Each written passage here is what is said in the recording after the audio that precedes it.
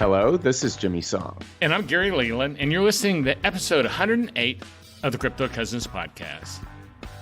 Feed your interest in Bitcoin and cryptocurrencies by joining Hall of Fame podcaster Gary Leland on the Crypto Cousins podcast. And remember, we are all cousins in the world of crypto. This week's price of Bitcoin. $10,624. That's up $369, or 3.6% over the last 7 days. Howdy, howdy, howdy, howdy, Jimmy. Welcome to the show. And I got your fourth howdy in for being a Texan there. Well, thank you for having me. It's a pleasure to be on again. You know, I was looking at Jimmy. I think that you already had been on my show more than any other guest. And now you're like really starting to pull away on the lead here, locking in that lead as the the guest who's been on the show the most times. What can I say? I'm like the New England Patriots or something, just winning again and again. Yeah, you can't stop it, Jimmy. When you're on a streak, you got to keep going, right? Yeah, something like that. Hey, we just got through, this was the second time we met. I guess we met in San Francisco at Bitcoin 2019, but we spent a lot of time this weekend together at BITBLOCKBOOM, the conference I was hosting, which I really appreciate you coming to. Yeah, it was a lot of fun. Oh my gosh, there's so many people, and like the dinner, and of course I auctioned off my hat. And... Oh, that was a fun. I forgot all that. That was a fun. For those listening, okay, Pierre Rochard and Michael Goldstein or Bitstein had a S&I dinner, barbecue dinner Friday night, and they were raising funds. And Jimmy was, you were actually auctioning off your book, and then all of a sudden the auction turned into Jimmy's hat. And then the bidding went wild. Yeah. Oh gosh. I was the auctioneer, and they kept adding stuff to get people to bid higher. And somebody told me, "Hey, why don't you put your hat in? It'll drive it higher." And of course it did. But yeah, it was a little sad giving up that hat. It had some sentimental value. But now I have a new one, so I'm okay. The guy who bought it, I met him later. He's a student at UT, was it UT or Texas A&M? I can't remember. A&M. Yeah, both my son-in-law and my daughter went there. How could I forget that? They're going to be upset when they hear this show. And anyway, he comes to the event Saturday, and he's wearing Jimmy's hat. He gets Jimmy's hat, and he's wearing it around. And it looked good on him. I mean, everyone looks better in a cowboy hat, I think. It doesn't matter if you're a man, woman, young or old. Just you look at least 20, 30% better, I think. Yeah, it's a good look. I have to agree. It's a good look there. Hey, I know you've been on the show a lot, but for someone who may be just listening, how about give us like a 60-second bio? Nothing super long, just so they know who you are, kind of. Yeah, I'm a Bitcoin developer, educator, and entrepreneur. I've written a couple of books on Bitcoin. I teach and speak and advise and invest and all this other stuff around the Bitcoin ecosystem. And you're pretty much on the road, it seems to me, all the time. We were just talking about that. You're going to LA this weekend, which I'm thinking about going to. And but you're on the road. I see you all over the world at conferences. You're on the road a lot. Yeah, I try to keep it to one trip a month, but sometimes it ends up being more than that. But yeah, it's a lot of fun meeting Bitcoiners around the world, and being an extrovert, it's definitely something I enjoy. Something I've never asked you that I want to ask real quick. How did you originally find out or get into Bitcoin? I think all the times you've been on here, I've never asked you that. So 2011, I think it was January or February, I was browsing a website called Slashdot. And for your listeners that don't know, it's kind of a nerdy news website. And usually they have news that's relevant to techies, like, patent trolls that are getting their due, or new product by Apple, or here's a new release of a particular flavor of Linux or something like that. I used to read that site a lot, and pretty much every story that came through, I would look at it and say, okay, I know something about that. If it's interesting, I would go in and read it, and so on. And if it's really interesting, I would go into the comments. But that day, I saw a story that I didn't even know how to parse. It said, Bitcoin has broken $1. And I was like, what does breaking $1 mean, right? Like I couldn't even parse it. I was like, how can something break $1?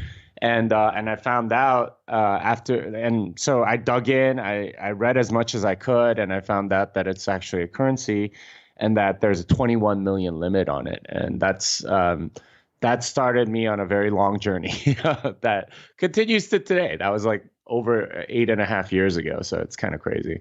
Wow, so you are an OG, aren't you?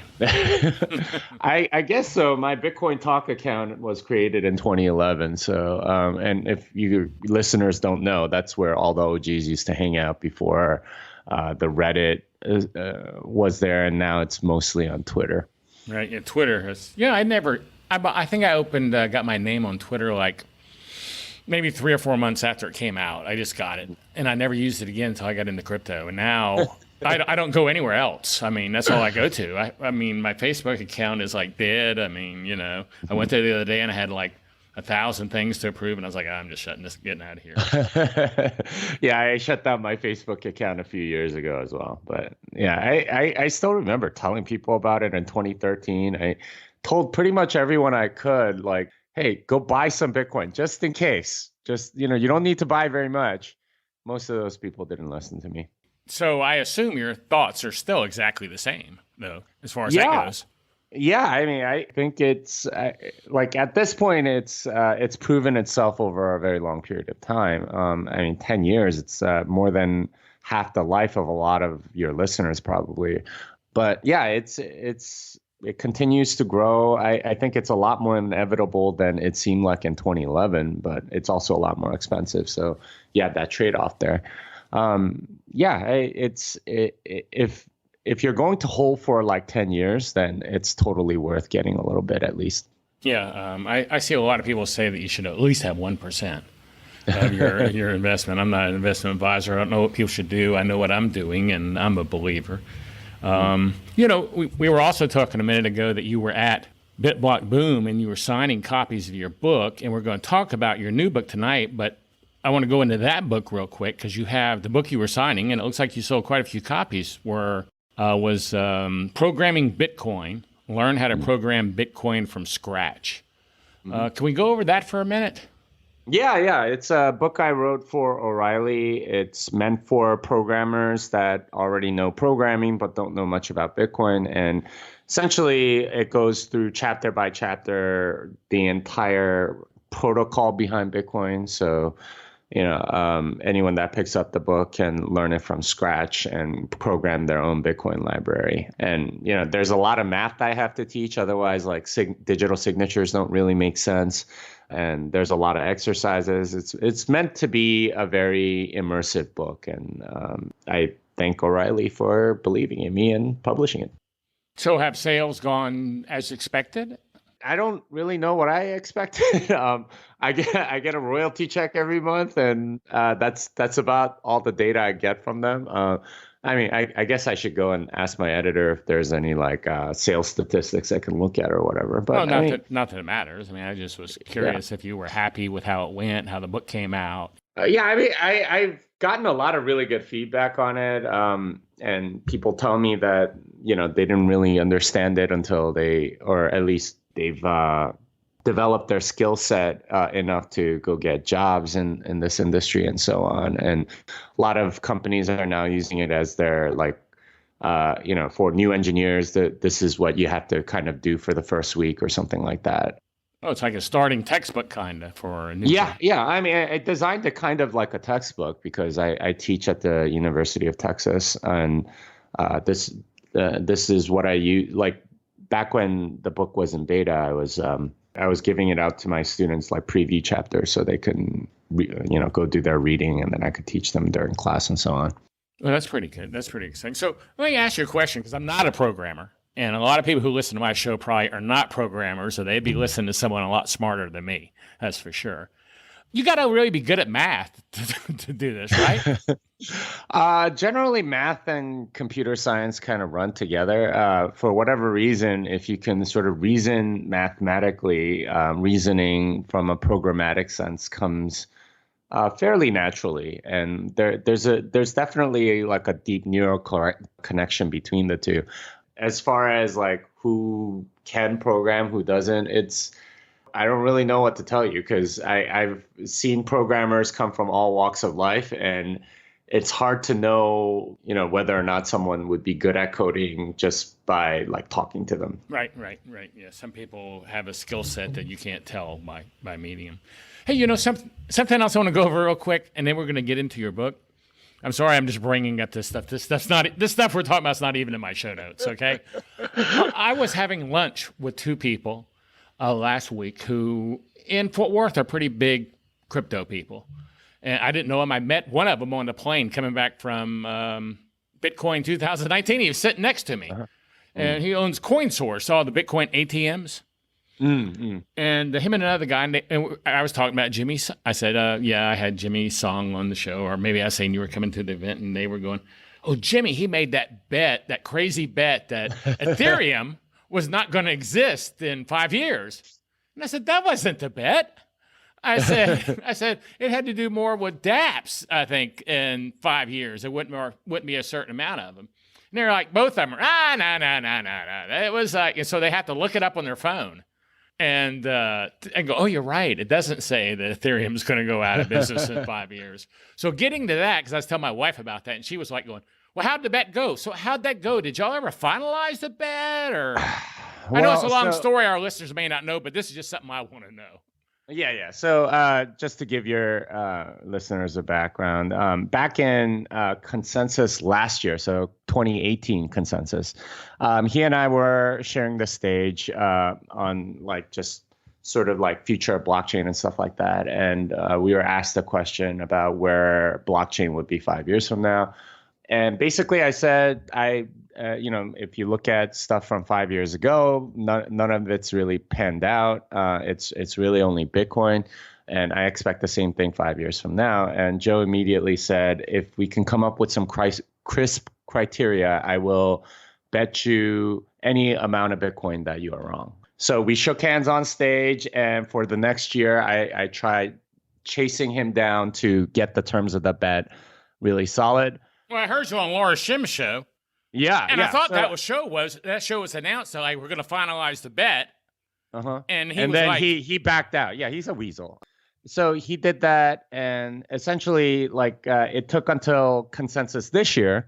And I was like, okay, let's, if you want to have me on the CoinDesk live show, I was speaking on another panel, and he was going to be there as well. Let's finalize the bet. And so he comes in, and we had like negotiated some terms and all this other stuff, and we shook hands again. The only thing that was left was finding a referee. So we were like, okay, that's great. The referee that we had in mind said no, so I found another referee, and that referee said yes. And then now he's trying to move the goalposts again, trying to change the terms of the bet despite having agreed to it on air on CoinDesk. So I mean, he's being a shifty kind of weaselly guy, and he did this all through last year. It's kind of tiring, honestly, to have to keep chasing him down. But pretty much every article that featured him featured that bet. So I'm sure he's been getting a lot of pressure, and he's trying to raise money for Consensus. I'm sure his VC or the potential investors are asking, hey, whatever happened to that bet? At some point, I'm going to have to tweet out that he's being a weasel again, and then I'll probably get a reply back. I mean, that's usually when they reply. It's kind of a sad situation. That is a sad situation. Well, I just thought that was so interesting that the people we're talking to were going, because they were going kind of like, well, that's a crazy bet. I mean, because they were thinking you bet Ethereum was going to shut down. And I don't know how they even came up with that, So I guess that's just fake news, right? Yeah, it's kind of sad, and we'll see. Well, keep us abreast on that. Now, before we go into the new book, which we're going to spend the whole second half of, this is where I usually go to a commercial. And I usually go to a commercial about BitBlockBOOM, but I'm kind of giving that a break because I got like a year to go. But I do... I do want to let everybody know something I'm trying to get going here. I have a Lightning node, which I've had going for like 2 months, and I haven't messed with it, and I got like 4 channels. So if anyone out there has a node and you want to connect with me, find Crypto Cousins, that's the name of my node, and open the channel to me. I only have 4 channels at the moment. and I'll open one back. I want to see how long it takes me to get 100 channels. So I'm telling you, all the cousins out there, open a channel to the Crypto Cousins node, one word.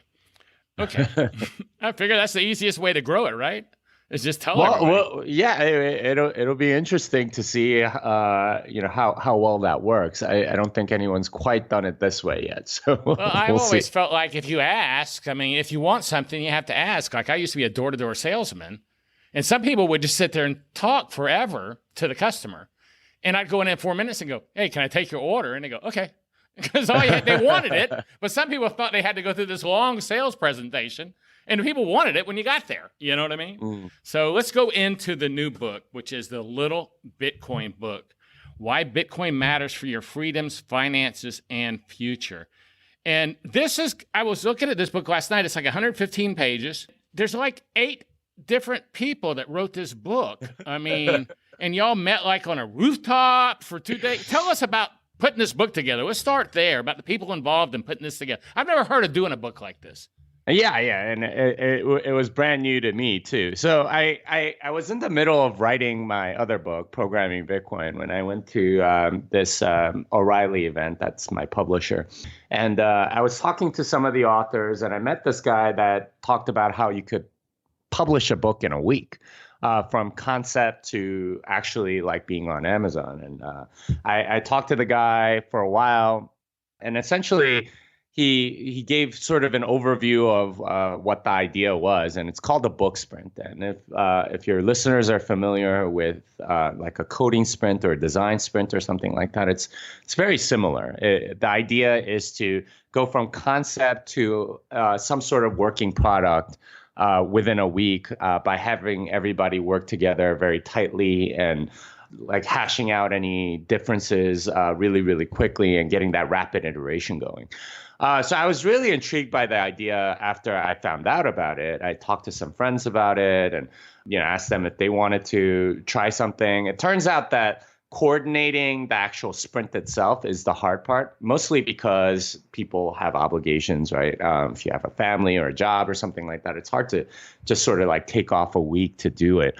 But, I talked to Alex Gladstein, who's the chief strategy officer for the Human Rights Foundation, I think right around South by Southwest. That this was earlier this year. He was telling me about a book that he and Alex Lloyd wanted to write. And Alex Lloyd is a venture capitalist, but he's also on the board for the Human Rights Foundation. And they wanted to write a book about Bitcoin.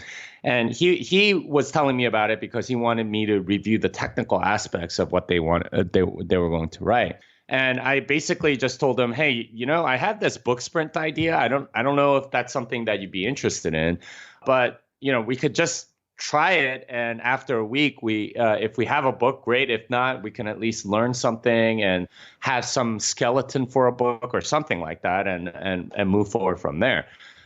So after we talked about that, I went to the Oslo Freedom Forum, which is where HRF hosts its annual major conference. It's a lot of human rights activists and so on.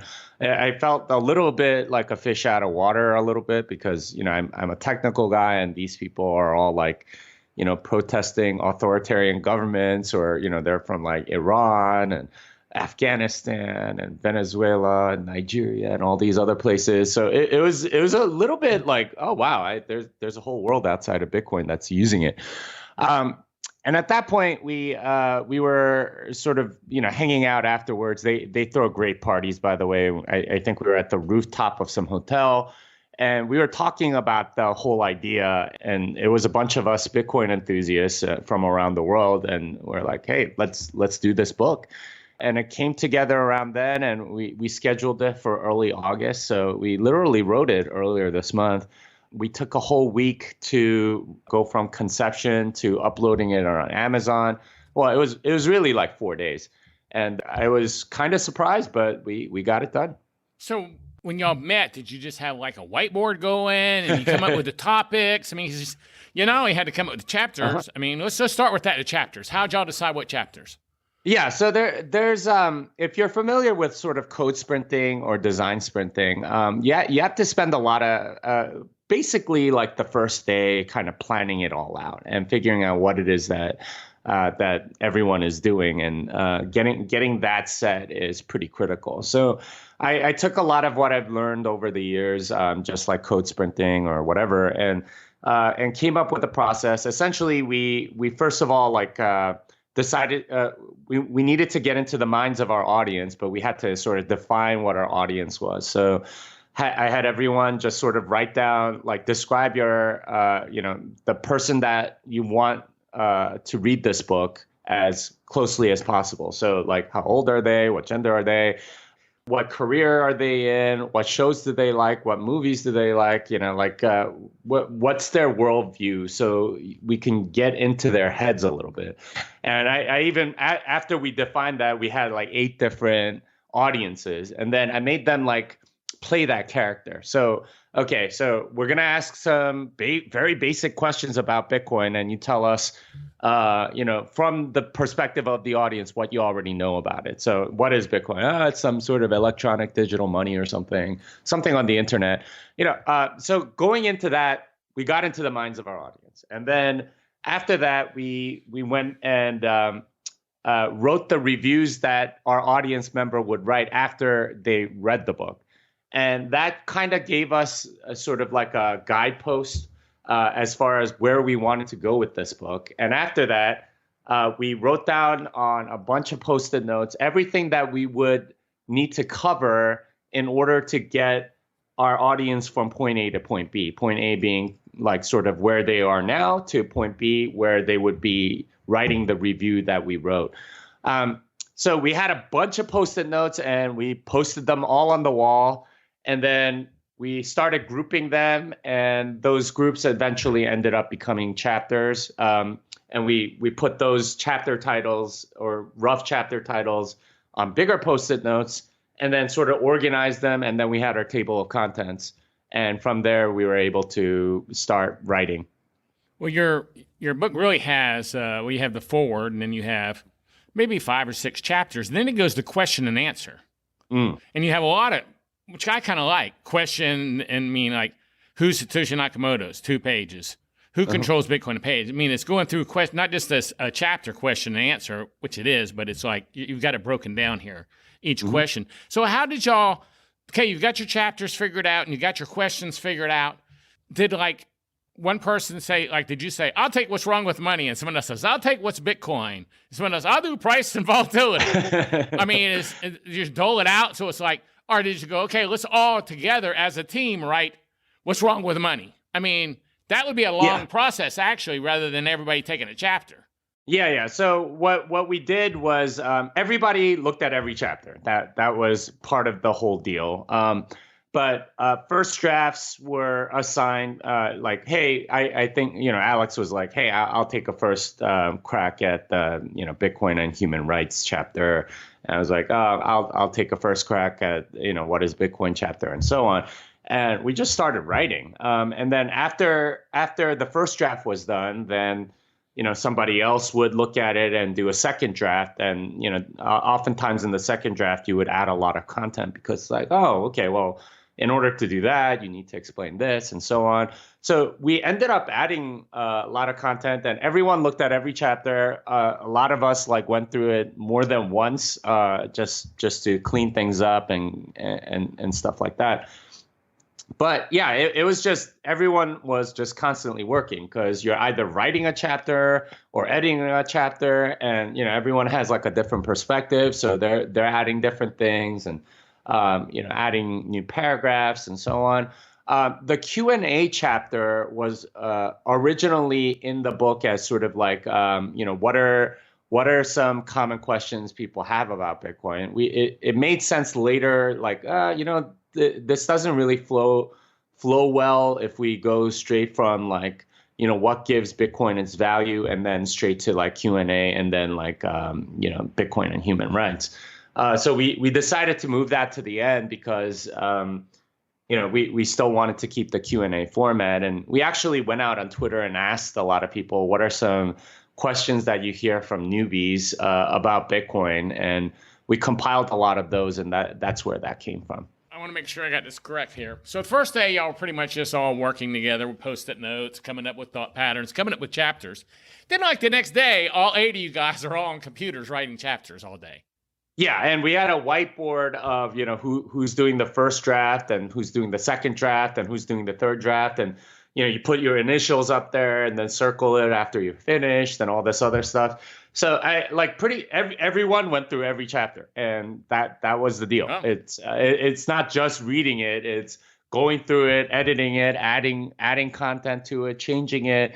It was a little bit of a chaotic process, but if you've ever been in kind of a code sprint, design sprint, it's kind of like that. You end up having to add and change things constantly, because the whole thing is kind of like an organism, and you have to change it up as different concerns come up and so on. We also had I think by somewhere around so we started on Sunday, and by Wednesday morning we had something like a very rough draft.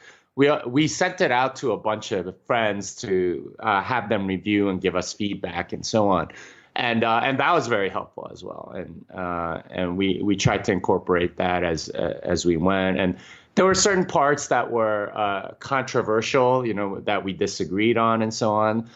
So we got together at some point and put it on the wall and with the I think we were working Google Docs or something like that. And hey, this section is highlighted because we don't know if it should be in there or not. Well, you had a projector showing the chapter on the wall. So yeah, I think it was like a TV, and we just hooked into the HDMI port.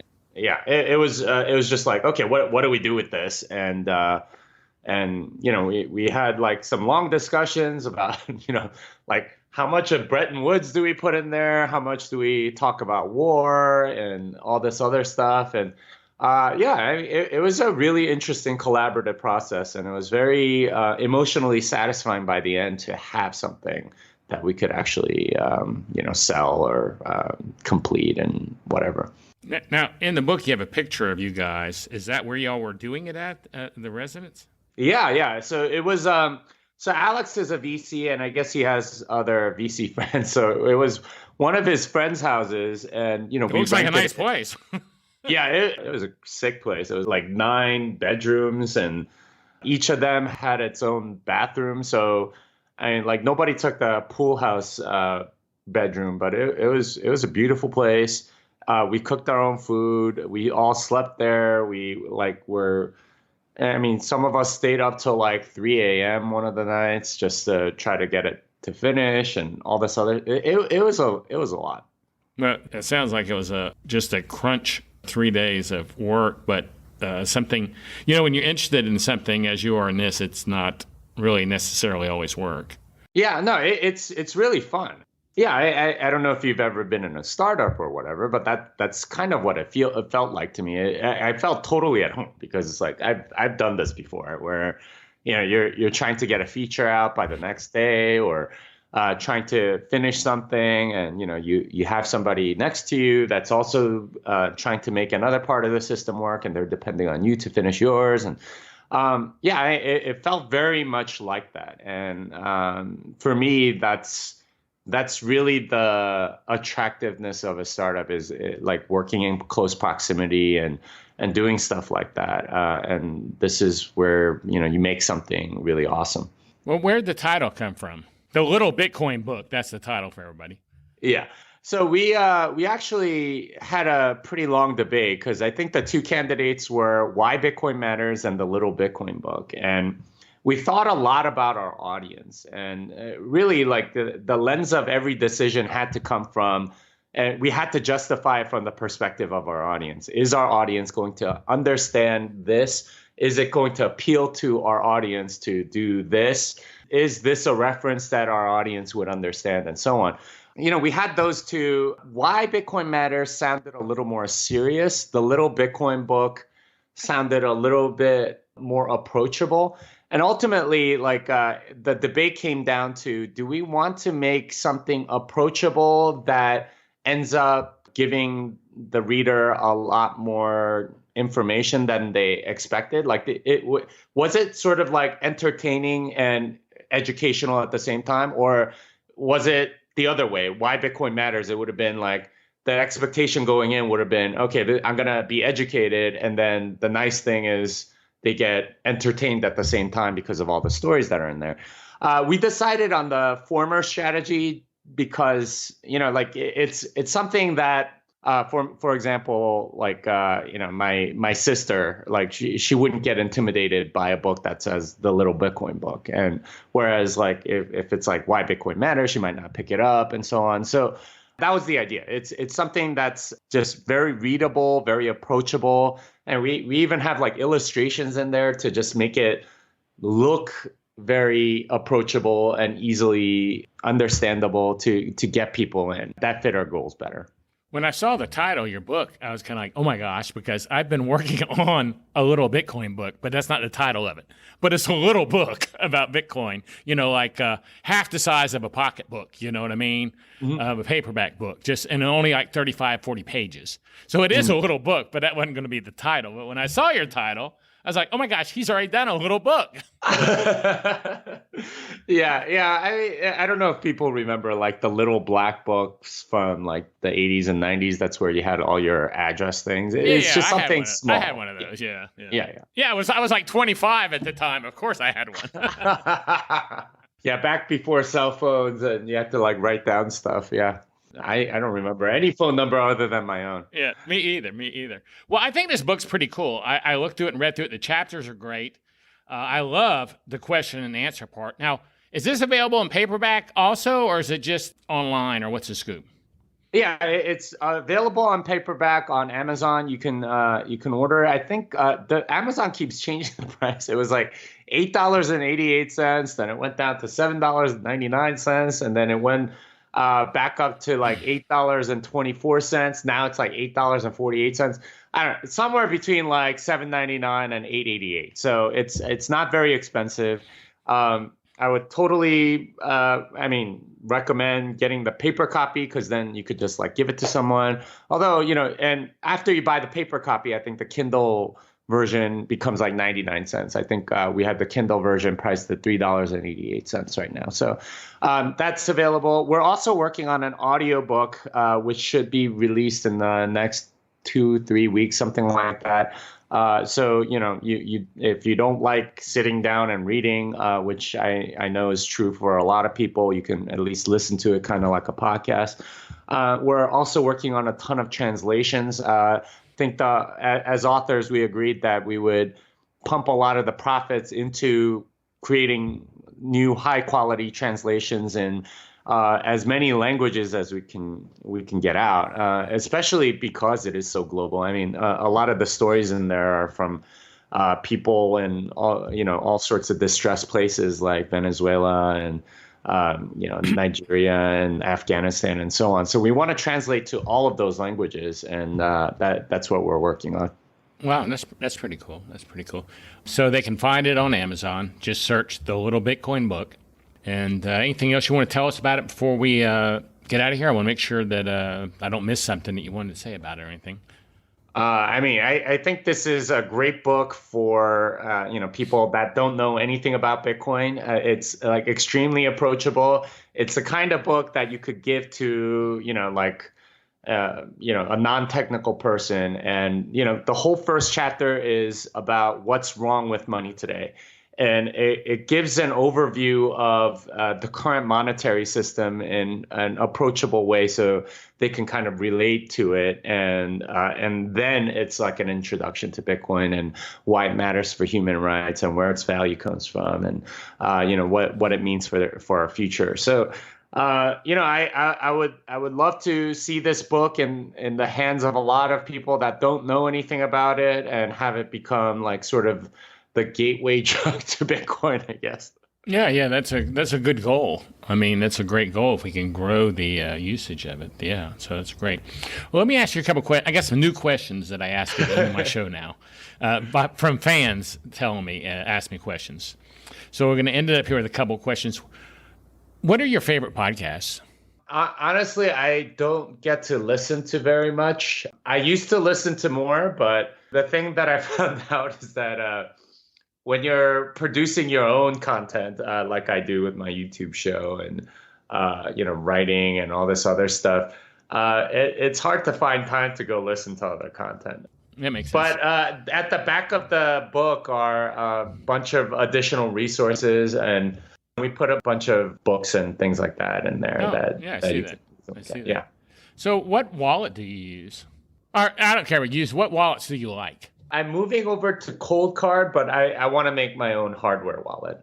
And I'm having to learn a lot about hardware in order to do that. But yeah, at some point I'll make a class out of it and allow a lot of OG Bitcoiners that are super paranoid to do things themselves. So the way you're saying that, you think that using some of the standard wallets may pose more risks and that you really are better off to make your own?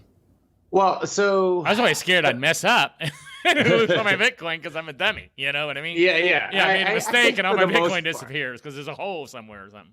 Yeah, that's the fear everyone has, and people just aren't used to having that level of personal responsibility over their own stuff. But the thing about a lot of the hardware is that there's no easy way to verify everything. I mean, you just sort of have to trust that the manufacturer produced it correctly. And the cypherpunk ideal is to verify and not trust. And I don't like that there's this sort of gap there. If I make my own hardware wallet with commodity boards and stuff, then it's a lot more like open source software where I can, at least in principle, go in and verify everything that I need to. That's the hope, is that I do something like that. So where can people follow you at, Jimmy? Jimmy Song on Twitter, Medium, and GitHub.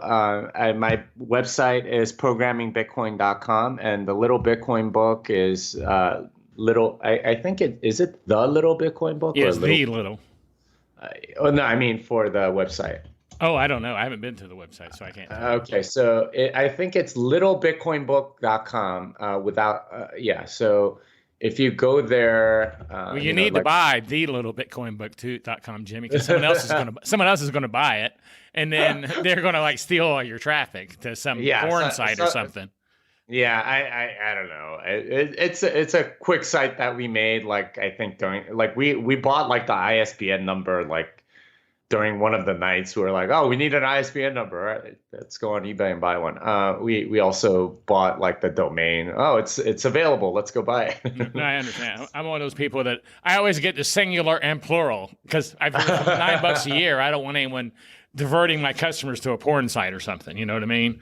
Yeah, it makes sense. Yeah. So I'm just messing with you. But check out Jimmy's book, or not Jimmy's book. Check out their book, and take a look at it. And I agree, it'd be a great gift to give people. It'd be a great Christmas stocking stuffer. Yeah, I'm planning to give it to all of my friends along with their Christmas cards. A lot of them don't know what we do, so. It's only 115 pages, so it is Jimmy sent me a copy and goes, this is going to be a quick read. Yeah, but it's only 115 pages, and it's good information to boot. Mm-hmm. So, Jimmy, thanks for coming on the show. I do appreciate it. And like I said, I recommend everybody who get this. I don't think you can go wrong. Buy like 10 copies. You still can't go wrong, even if you give them away. Your friends are going to come back to you someday and go, oh, my gosh, you're the best friend I have. You gave me that copy of the Little Bitcoin book, and I bought a Bitcoin because of you. Let's hope that we save a lot of people from financial ruin that way. Yeah, it sounds like another good option there. Thanks, Jimmy. I hope you enjoyed today's show. A big thank you to all the cousins out there that are showing their support by donating, subscribing, and leaving great reviews on iTunes. All of those things help more than you realize. Now, you can subscribe almost anywhere podcasts are available by going to cryptocousins.com/subscribe. Call me with your comments or questions at 747-777-9471, or you can email me at thecryptocousins@gmail.com, and I'll try to use these on future episodes. Please take a peek at the 4-Minute Crypto Show, which is produced every weekday and located at 4minutecrypto.com. It's the place to get your daily dose of crypto news, and it's always 4 minutes or less. And one last thing, please take a look at my new website, Crypto Crybaby. This website is for the true crypto fan and sells Bitcoin and crypto gear like t-shirts, caps, and so much more. Take a look at CryptoCrybaby.com today. Thanks again for listening. Love you guys. Thanks for listening to the Crypto Cousins podcast. Please share the show with your friends. They can subscribe by going to cryptocousins.com/subscribe. And if you want to know more about Gary, just go to GaryLeland.com. Make sure and join Gary and all the Crypto Cousins every week for a new episode of the Crypto Cousins podcast. The Crypto Cousins podcast and the information included in the podcast are not intended as investment advice. Investing in any cryptocurrency is risky, and you should never invest more than you can afford to lose. Always seek professional advice before investing in any cryptocurrency. Please understand, you are using any and all information from the Crypto Cousins at your own risk.